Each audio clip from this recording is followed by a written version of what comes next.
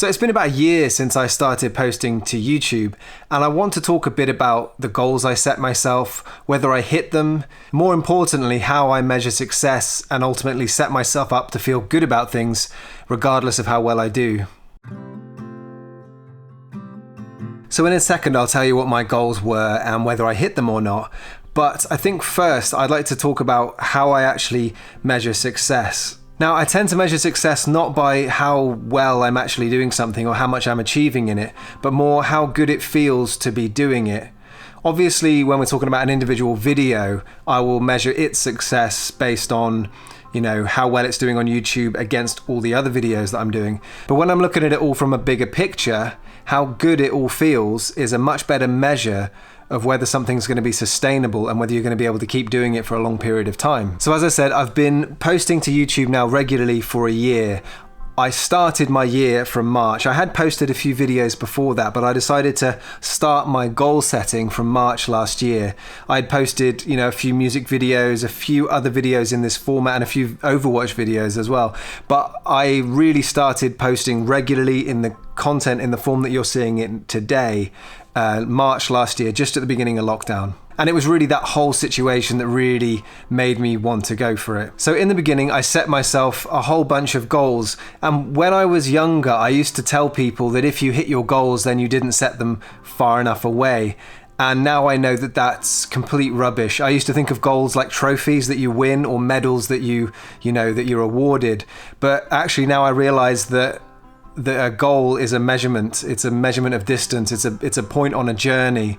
And you need to be hitting goals to understand where you are on that journey. And so I suppose the difference between the way I look at it now and the way I used to is that I used to set one goal, the ultimate goal that I would never reach, but I would always be moving towards it. So let's imagine that we're going for a walk. You're going to walk for 10 miles or you're going to walk indefinitely forever.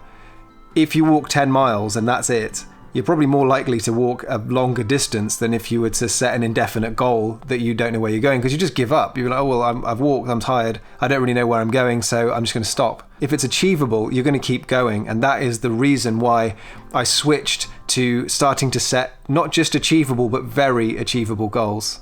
So did I hit my goals, and what were they? Last year, I set myself the goal of hitting the 4,000 watch hours. For those who don't know YouTube, that means that you have become monetized. And I also wanted to set the goal of 5,000 subscribers in a year. And it seems funny now because I actually hit that goal quite a long time ago.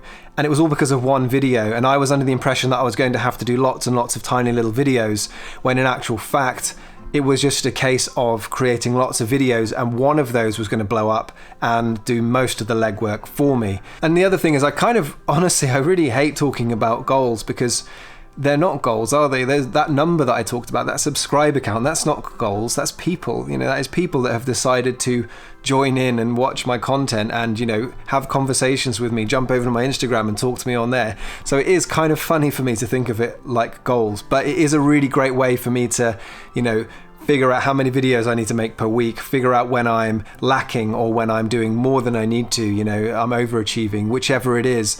It's a very good way of doing it, but it doesn't feel completely comfortable. I don't know. Let me know in the comments. Do you feel the same with that? I don't know.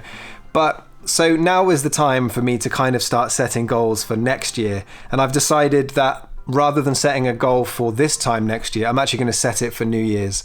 Now, I'm not going to tell you what my goal is for New Year's Day. I will make a video and tell you whether I hit it, but what I will tell you is that I am going to hit it, and to know that feels really good, and that's a choice of mine, to create a goal that I'm definitely going to hit. That's my choice, and that's kind of the point of this video.